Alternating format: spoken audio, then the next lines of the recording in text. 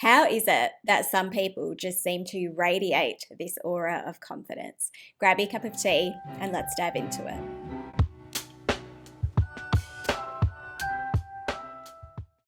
Some people really are masters at appearing effortlessly confident in whatever it is that they do. But what if your confidence wasn't just this natural talent, but something that was driven by your poise, your intention, and your mindset? And this forms the presence that you bring to a situation, which in turn shapes perceptions of you. Have you ever found that the people who seem the most confident also seem to be the most successful? In the book The Confidence Code, Kathy Kay and Claire Shipman, the journalists, say, perhaps most striking of all, we found that success correlates more closely with confidence than it does with competence. So, how is it that some people seem to make it look so easy to project confidence, competence, and poise? Let's dive into my point number one, and that is that they choose connections over credentials. In the book How to Talk to Anyone, which I've talked about on this channel before because I absolutely love this book, Lowndes talks about how big winners are very intentional about avoiding a certain crass question. And that question, she says, is what do you do? And when they avoid this question, this says a lot about their principles because they're not trying to reduce you down to your job.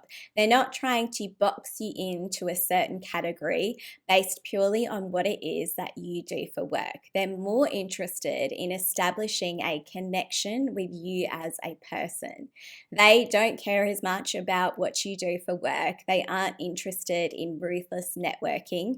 They are interested in creating a connection with you as an individual. And as a side note, this is something that can also be perceived as a potentially really insensitive question because you might be asking that to someone who has recently lost their job. You might be asking that to someone who maybe doesn't enjoy what they do or isn't proud to talk about what they do. You might be asking that to someone who actually doesn't need to work because they just don't need to earn an income via a 9-to-5 job the way that the majority of people do.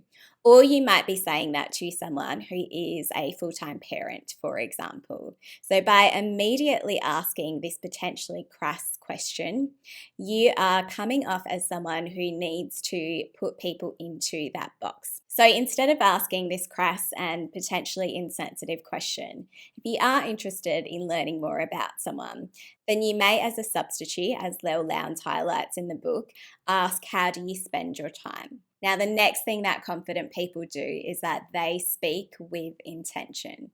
They understand that their words have value in a conversation. They understand that their words have weight in a conversation. They are able to hold space in that conversation.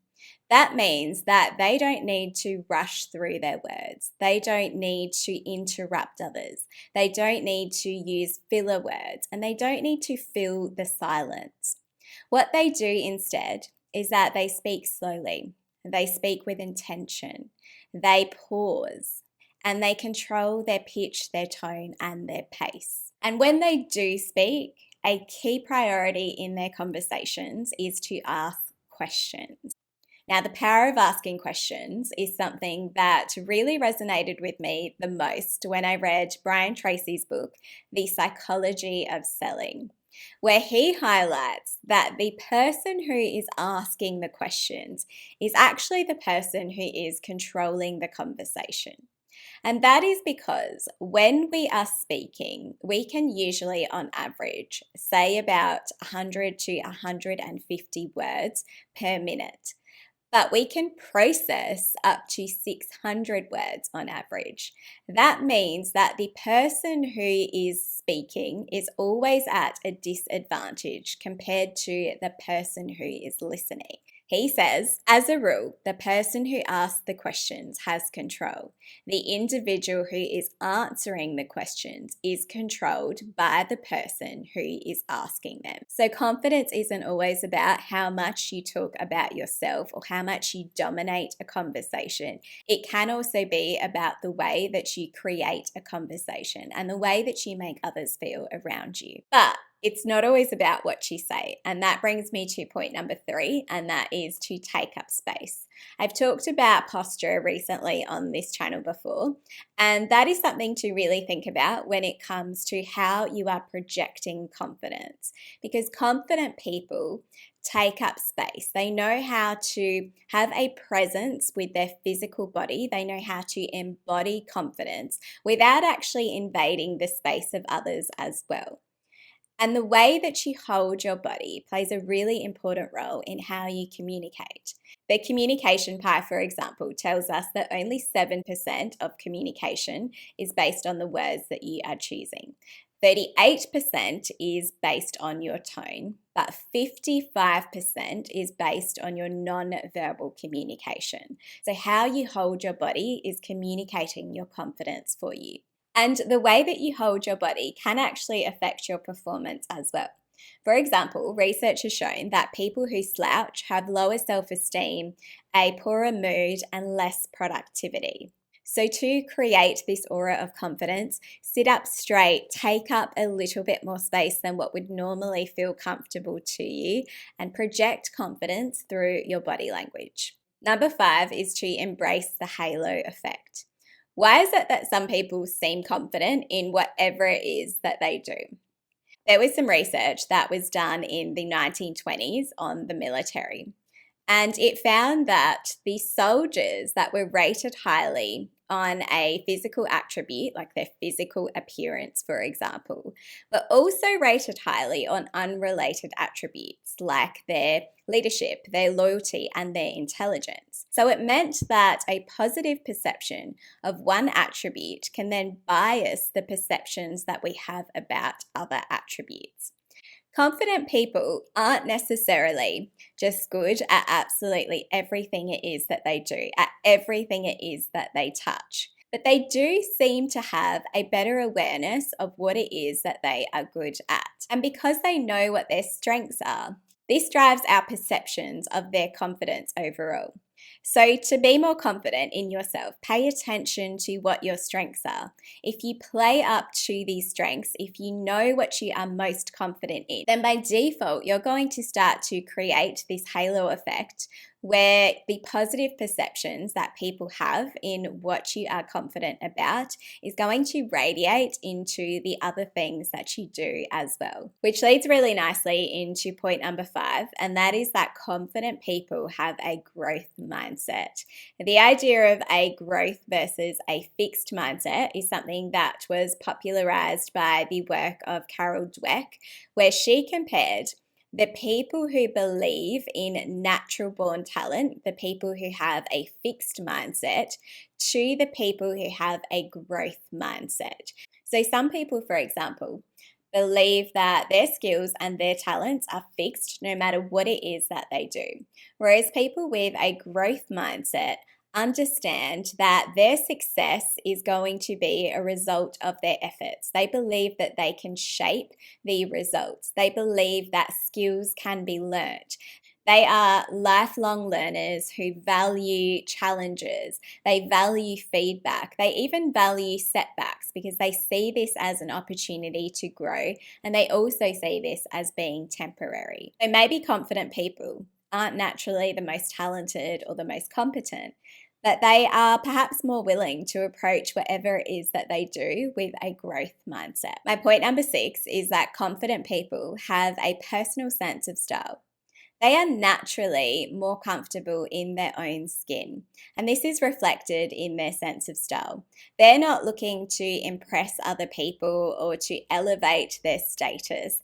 They're looking to feel comfortable within themselves and to express their sense of style, to express their values, to express their personality, as opposed to trying to impress other people. I've recently read the book, The Art of Spending Money, by Morgan Housel, who also wrote The Psychology of Money, which I absolutely loved as well. And he talks about the different levels of financial independence. And he gets to a certain level where he says that this is the first glimpse that someone has intellectual and identity independence as well.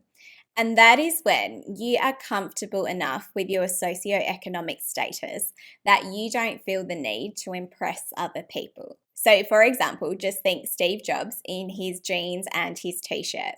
And you don't need to get to Steve Jobs' level of wealth to embrace this idea. It's about the idea of dressing for yourself and dressing to express yourself and to align with your lifestyle as opposed to dressing for other people and impressing other people. And that doesn't mean that you can't enjoy a sense of luxury if you appreciate those things, but it's doing it for yourself as opposed to others. The next thing that confident people do is that they build in silence. Now, sticking with the art of spending money, this was something that also stood out to me when I read this book, where in a section about hush money, Housel says, I think bragging is the inverse of how satisfied you are with life. It's one of the most reliable psychological formulas around.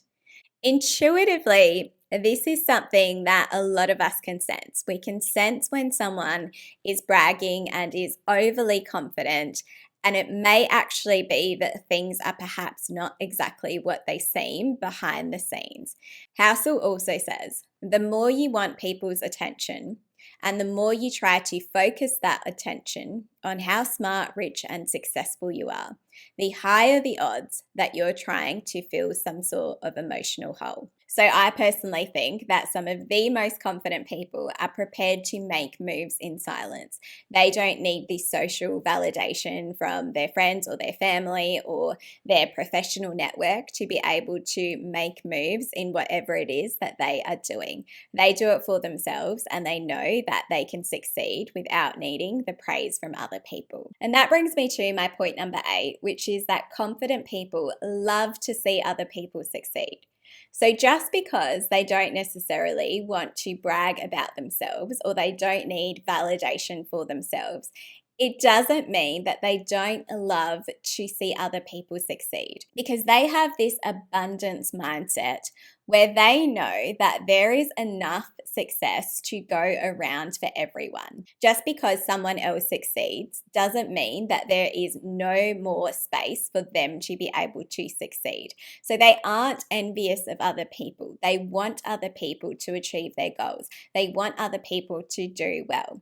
And the writer Lawrence Yeo sums this up beautifully, where he says, envy is inversely correlated with self-examination.